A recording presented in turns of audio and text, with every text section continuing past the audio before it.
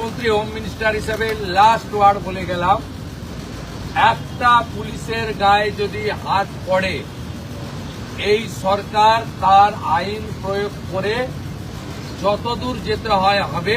শুধু অ্যারেস্ট নয়, কনভিকশন করানো পর্যন্ত ক্লোজ মনিটরিং করার দায়িত্ব আমাদের থাকে। পিটিশন করতে পারেন, তার ডিমান্ড রাখতে পারেন, সেটা লফুল এবং লজিক্যাল হওয়া উচিত। এটা ডেমোক্রেটিক কান্ট্রি। আমরা পুলিশের নিচের তলাতেও বলেছি ভার্চুয়াল করে যে কোনো গ্রুপ, যে কোনো ইন্ডিভিজুয়াল, যে কোনো পলিটিক্যাল রিলিজিয়াস গ্রুপ, তারা তাদের যে কোনো বক্তব্য, দাবি বা অ্যাক্টিভ পার্সন তারা ওসিআইসিদের সঙ্গে মিট করবেন এবং তাদের কাছে রিপ্রেজেন্টেশন দেবেন, জানতে চাইবেন, সেটা তাকে স্যাটিসফাইড করা এবং যথাযথ উত্তর দেওয়ার দায়িত্ব কনসার্নিং পুলিশ স্টেশনের। এটা নিয়ে আপত্তি নেই। হঠাৎ করে কিছু লোককে জড়ো করে ধর্মীয় স্লোগান দিয়ে পাথর ছোড়া, এটা শ্রীনগরেও বন্ধ হয়ে গেছে। আমার মনে হয় পশ্চিমবঙ্গে বা কলকাতাতে এটাও বন্ধ হওয়ার খুব দরকার রয়েছে। এখানে গতকাল যে আমার পুলিশ বন্ধুরা এবং সিআরপিএফ এর বন্ধুরা আহত হয়েছিলেন, তাদের নাম হচ্ছে Shri Chitradip Pandey, ACP 3 ACD, inspector Rajesh Kumar Singh, OC Beniapukur PS, ASI 18,159 এটা নম্বর, Shyamal Kumar Ghosh of BRO ACD, constable Shahzada Sheikh Beniapukur PS, constable Tarun Kumar Das BRO ACD, CB Anirban Majumdar. এর বাইরেও আমাদের দুজন সিআরপিএফ এর বন্ধুরা, তারাও ইনজোর্ড হয়েছেন।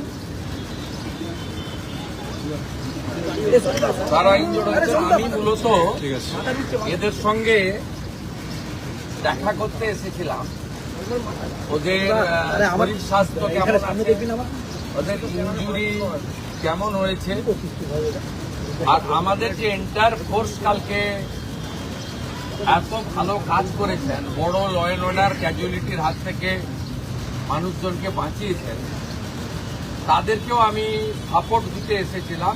বলেছিলাম গভর্নমেন্ট আপনাদের সঙ্গে আছে, আপনারা law enforcing authority under BNS এবং জনস্বার্থে আপনারা কাজ করবেন ভয়মুক্ত হয়ে। আপনাদের হোম মিনিস্টার তথা চিফ মিনিস্টার আপনাদের সাথে আছে, নগরপালের নেতৃত্বে এন্টায়ার ডিপার্টমেন্ট আপনাদের পাশে আছে। ওদের প্রাইমারি মেডিকেল ট্রিটমেন্ট হয়েছে, একজন দুজনের ইনজুরি ক্ষতও আছে, আমি দেখেছি নিজের চোখে।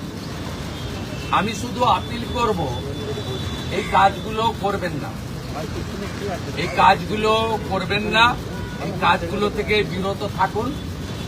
যদি মনে করেন আগের সরকার আছে, আগের নিয়ম আছে, আগের মতো পুলিশকে ফোর্সকে হাত পা বেঁধে রেখে দেওয়া হবে, তাহলে কিন্তু ভুল করবেন।